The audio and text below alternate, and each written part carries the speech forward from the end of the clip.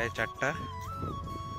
আর আমরা একটু ঘুরতে এসেছি, মানে মুকুটমণিপুর থেকে মোটামুটি অনেকটা দূরে তো ঘুরতে এসেছি। আর এই সাইডে দেখতে পাচ্ছি এটা হচ্ছে ধানের ক্ষেত ছিল, ধান কাটাকাটি হয়েছে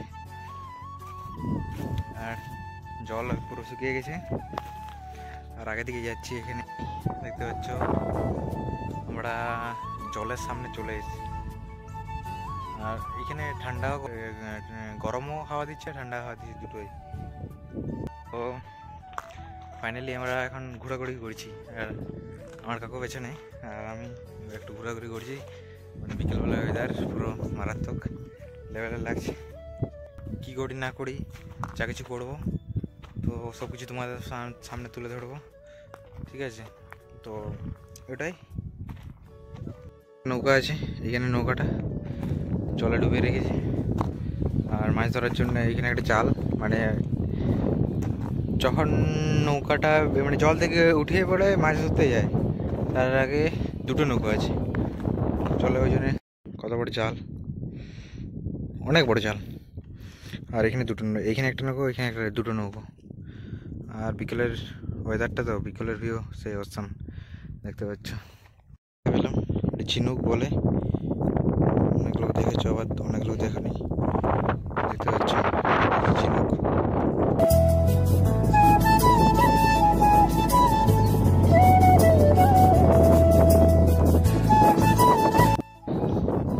হেঁটে হেঁটে যাচ্ছি, এই দেখো কাছাকাছি চলে এলাম।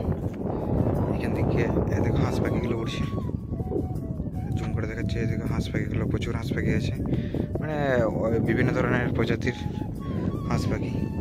শামুক, শামুকগুলো সব শুকিয়ে গেছে, শামুকের খোসাগুলো সব পড়ে আছে, দেখতে পাচ্ছ।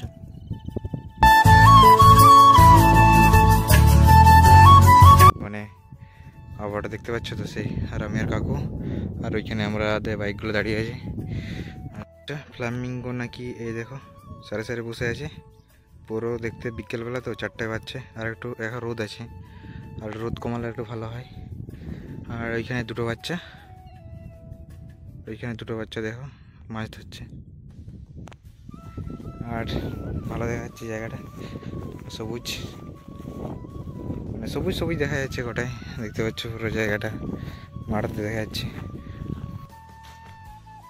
এটাই হচ্ছে আজকের মিনি ব্লগ। তো ভিডিও যদি ভালো লাগে লাইক কমেন্ট শেয়ার করবে, আর সাবস্ক্রাইব করতে ভুলো না। আর ঠিক আছে, আবার এমনি ইন্টারেস্টিং ব্লগ দেখার জন্য চ্যানেলটাকে সাবস্ক্রাইব করবে।